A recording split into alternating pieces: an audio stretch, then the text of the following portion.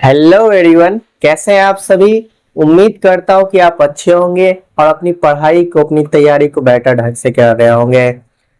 तो इतने दिनों तक हमने क्या देखा, यूपीएससी के बारे में जाना, यूपीएससी के सिलेबस के बारे में जाना, चाहे प्री हो, मेंस हो, इंटरव्यू हो, चाहे प्री में जो जितने टाइप की पेपर पूछी जाती है उस सभी पेपर की जो सिलेबस मैंने आपसे पिछले वीडियो में डिस्कस किया है।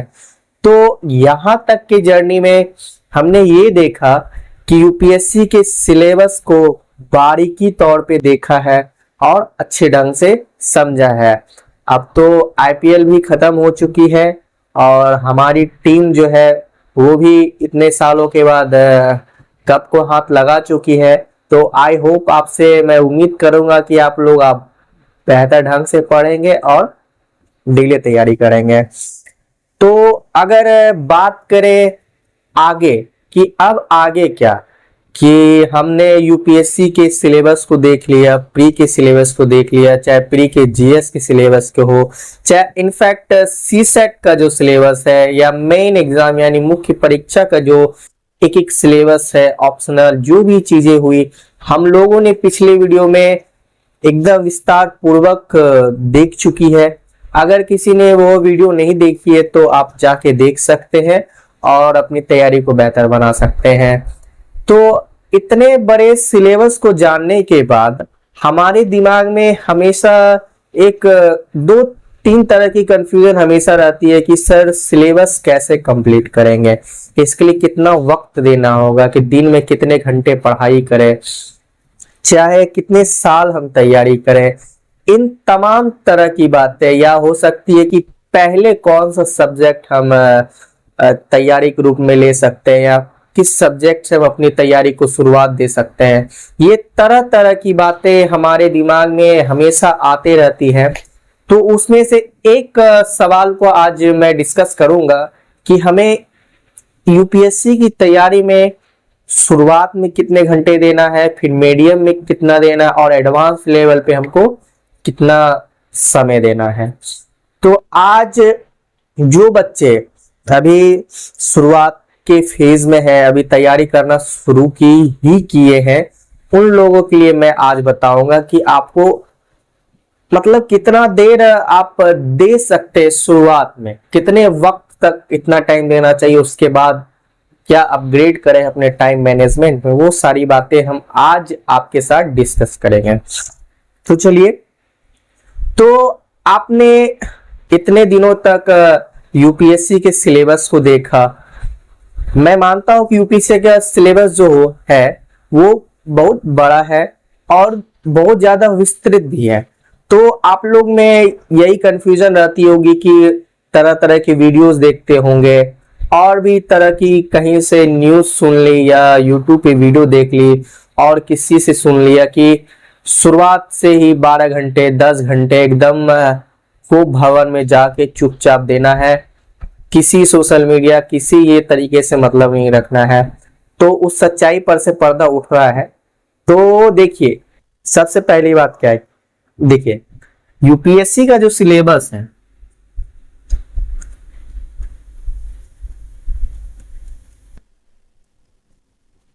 देखिए यूपीएससी का सिलेबस बड़ा जरूर है, विस्तृत है, ठीक है, क्योंकि उसमें बहुत सारे सब्जेक्ट है। अगर हम यूपीएससी के सारे सब्जेक्ट को देखें, सबको, प्री का, जीएस का, सीसेट का, मुख्य परीक्षा का, अगर आप छोटे बड़े टॉपिक को भी अगर आप गिन के या गिनती करके देखेंगे तो लगभग लगभग 21 हो जाते हैं, 21 या 22 भी। मैं डरा नहीं रहा हूं, बस आपको एक जानकारी दे रहा हूं कि इतने टॉपिक हो जाते हैं। तो इतने बड़े सिलेबस को एक लंबे समय तक, क्योंकि आपको कम से कम 1.5 साल या 2 साल तो लगेंगे कंप्लीट करने में, ठीक है। तो इतने लंबे समय तक आपको एक पेशेंस चाहिए, ठीक है। अगर मान लीजिए आप में से जो विद्यार्थी अभी मुझे देख रहे होंगे, आप में ये नहीं है, पेशेंस नहीं है। अगर पेशेंस नहीं है तो आप इस फील्ड में आगे नहीं बढ़ पाएंगे। मैं ऐसा इसलिए कह रहा हूं कि देखो, उतना बड़ा सिलेबस है, इतने छोटे बड़े टॉपिक्स हैं, सब्जेक्ट हैं, तो मान लीजिए अगर उन सारे सब्जेक्ट को या टॉपिक को पूरा करना है तो हमें एक लंबा वक्त देना होता है। ये नहीं कि आज सुबह उठे 12 घंटा 13 घंटा पढ़ लिए फिर सेकेंड सो रहा है, तो ये सब बेफिजूल की चीजें हैं, ये सब अभी करना नहीं है।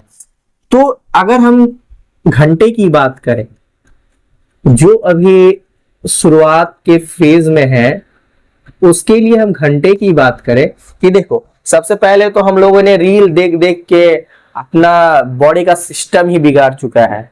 ऐसा बात नहीं कि मैं नहीं देखता हूँ, मैं भी देखता हूँ, मैं भी पागल हूँ इस चक्कर में, दिमाग खराब हो जाता है। 2 मिनट देखने जाओ 2 घंटा बीत जाता है। तो हम लोगों ने क्या किया है कि रील के चक्कर में या और भी किसी चीज के मामले में संलग्न होके अपने समय को, अपने बॉडी को इतना कोमल बना दिया है, इतना कंफर्ट बना दिया है कि हमसे अब वो मुश्किल वाली चीजें नहीं हो पाती है। तो देखिए, शुरुआत में जब मैं तैयारी कर रहा था तो मैं तो 3 घंटे भी नहीं पढ़ पा रहा था शुरुआत में, ठीक है, क्योंकि उतना आपका बॉडी, आप जैसे देखिए, आप कोई बच्चा है जो पढ़ रहा है, जो डेली नहीं पढ़ता है, कभी मन किया तो पढ़ लिया, कभी मन किया तो नहीं पढ़ा। तो जो बच्चे होते हैं उनका हम लोग आराम खोजते हैं बहुत ज्यादा, हमारा शरीर आराम बहुत खोजता, आराम से रहे, वेल रहे, मस्त रहे, ठीक है। लेकिन अब अगर आप इस क्षेत्र में आ रहे हैं तो आपको शुरुआती कितना समय देना होगा। तो अगर हम देखिए, पहले क्या करना है, आपको जो है 3 घंटे के लिए कैपेबल बनाना है अपने बॉडी को।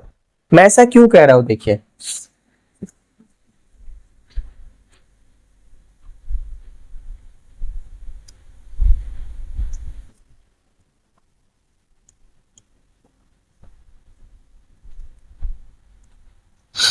नहीं, यूपीएससी जो है,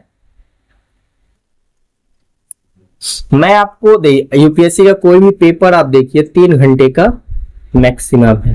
प्री में 2 घंटे ही होते हैं और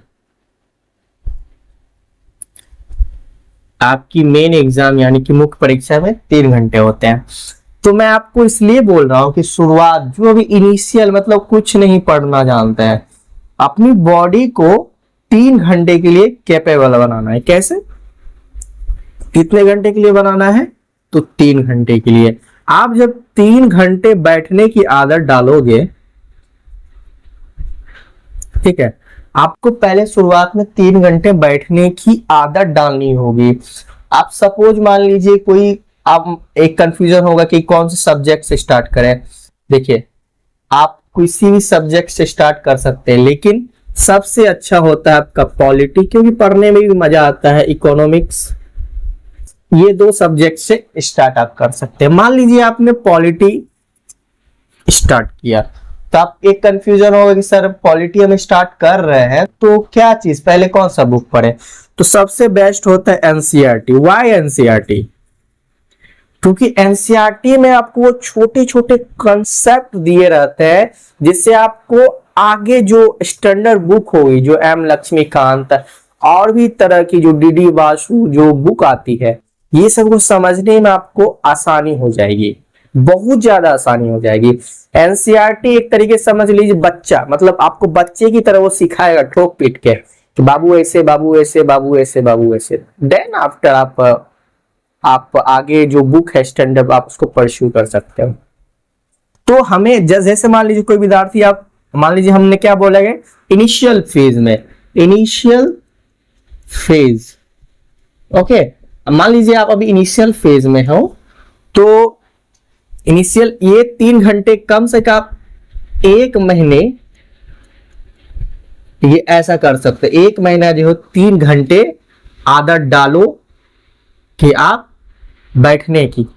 अब जैसे मैंने polity as a subject choose कर लिया, पॉलिटी हमें एनसीईआरटी से स्टार्ट करनी है, तो 6 से पढ़िए, कोई दिक्कत नहीं है। आप देखिए, आप कहिएगा नहीं 11th की अच्छी है, 11th ही इंपॉर्टेंट, हाँ 11th ही इंपॉर्टेंट है, लेकिन जब आप पढ़ोगे ना तो एक ब्रॉड थिंकिंग होगा कि डाइवर्सिटी क्या है, समानता क्या है, भेदभाव क्या है, असमानता क्या है।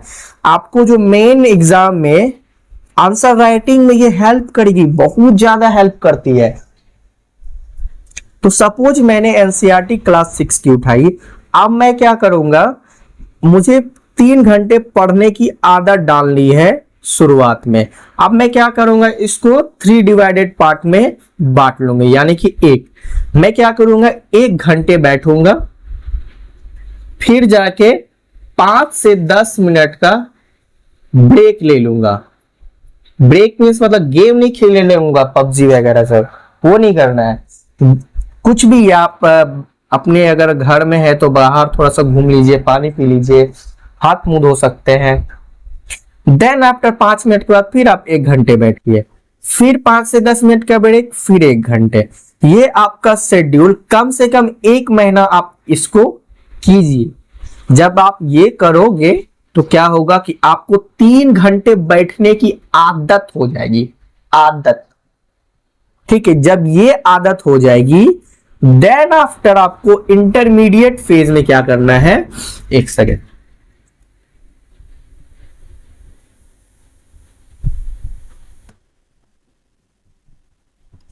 देन आफ्टर आपको इंटरमीडिएट फेज में क्या करना है, ये जो 3 घंटे आप पढ़े 1 महीना तक, 1 मंथ तक आप 1 महीना तक 3 घंटे बैठने की आदत डाल रहे हो।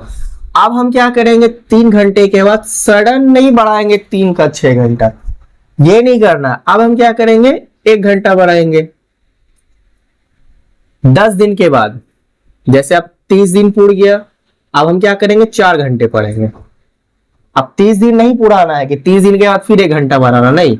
अब फिर 10 दिन के बाद फिर हम 1 घंटा बढ़ाएंगे, मतलब बॉडी को एडजस्ट करने का मौका देंगे। ठीक है, ताकि हमारी बॉडी कम से कम इंटरमीडिएट फेज में कम से कम 6 घंटे के लिए प्रिपेयर हो जाए। ठीक है, 6 घंटे के लिए हमारी बॉडी क्या हो जाए, प्रिपेयर हो जाए इनिशियल फेज में। इस 6 घंटे में आप क्या करेंगे वो भी मैं बताऊं इस वीडियो में, नेक्स्ट वीडियो में। ठीक है, तो यहां तक आपको मुझे लगता है सारी कंफ्यूजन आपको दूर हो गई। शुरुआत में हमें क्या करना है, 3 घंटे बैठने की आदत डालनी है। कौन सा सब्जेक्ट चूज करना है जो आपको अच्छा लगे। मुझे तो पॉलिटी अच्छी लगती है, आप अपने अनुसार देख सकते, जिसमें इंटरेस्ट हो। इंटरेस्ट जगाना पहला है इसमें, क्योंकि आपका इंटरेस्ट नहीं जगेगा तो भाई ये 22 का 22 सब्जेक्ट खत्म ही नहीं होगा कभी, छोटे बड़े सब्जेक्ट को मिला के। पहले क्या करना है, 3 घंटे की आदत डालनी 1 महीने तक। 1 महीने के बाद 31वां दिन यानी कि हम 1 घंटे बढ़ा देंगे, फिर 40वां दिन में फिर 1 घंटे बढ़ा देंगे, फिर 2 महीना बीत जाएगा, इस तरीके से 60 महीने। तो हम क्या करेंगे, एक अच्छे मतलब 3 2 यानी कि 5 घंटे पढ़ने के रहेंगे। ठीक है, अब 5 से हमको 6 करना है, बस 6 घंटे आपको इंटरमीडिएट फेज में पढ़ना है। ये 6 घंटे कब पढ़ना, जब तक आपका सिलेबस कंप्लीट नहीं होता है तब तक। जब आप सिलेबस को कंप्लीट कर लोगे, आगे बहुत सारी बातें आएंगी। अब जब आप सिलेबस को कंप्लीट करोगे तो उससे रिलेटेड आपको क्वेश्चंस हल करने होंगे, लिखने होंगे, प्रैक्टिस करते होंगे क्वेश्चन। यहां भी आपको कुछ ना कुछ टाइम देना पड़ेगा। इसलिए मैं बोल रहा हूं 6 घंटे। 6 घंटे क्यों, क्योंकि 3 घंटे आप जीएस पढ़ो और 3 घंटे आप ऑप्शनल पढ़ो। ऑप्शनल कब पढ़ना, जब कम से कम 30 दिन तक आप 3 घंटे बैठने की आदत डाल लो। देन उसके बाद 31वां या तो आप 60 दिन के बाद भी जब आप कैपेबल हो जाओ अच्छे से बैठने के लिए 3 घंटे 4 घंटे, देन आफ्टर उसके बाद ऑप्शनल स्टार्ट करो कि नहीं लगे कि हम अपने आप को अपग्रेड कर सकते हैं, देन आप ऑप्शनल की तरफ जाओ और अपनी पढ़ाई को 6 घंटे के लिए कैपेबल बनाओ। 3 जीएस 3, ठीक है। देन ये इंटरमीडिएट लेवल हुआ। एडवांस में तो आपको 10-10 घंटे पढ़ने पड़ेंगे, वो बहुत ही एडवांस एज है, ठीक है। तो आई होप कि जो इनिशियल एज में होंगे उनको तो आज कंफ्यूजन ये दूर हो गई होगी कि मैं कितने घंटे पढ़ूं, ठीक है। शुरुआत में आप 3 पढ़िए, फिर 2 महीने के बाद फिर उसको 6 बनाइए, 6 में 3 जीएस को दीजिए, 3 ऑप्शनल को दीजिए। अब इसी सेट नहीं पढ़ना, मैं बताऊंगा कब पढ़ना है, ठीक है। तो आई होप आपको यहां तक बात क्लियर हो गई होगी, और मैं अपनी लेक्चर को यही एंड करता हूं। कल फिर मैं मिलूंगा आपसे एक नए टॉपिक कि अब हम घंटा तो मतलब डिसाइड कर लिए इतने घंटे पढ़ना है, तो तैयारी के क्रम क्या रखे, पहले जीएस पढ़े, ऑप्शनल पढ़े, सी सेट पढ़े, कब कौन सा सब्जेक्ट पढ़े, या पहला कौन सा सब्जेक्ट चूज करें, तो सारी चीजें मैं आपसे नेक्स्ट वीडियो में डिस्कस करूंगा। तब तक के लिए धन्यवाद। जय हिंद, वंदे मातरम, थैंक यू।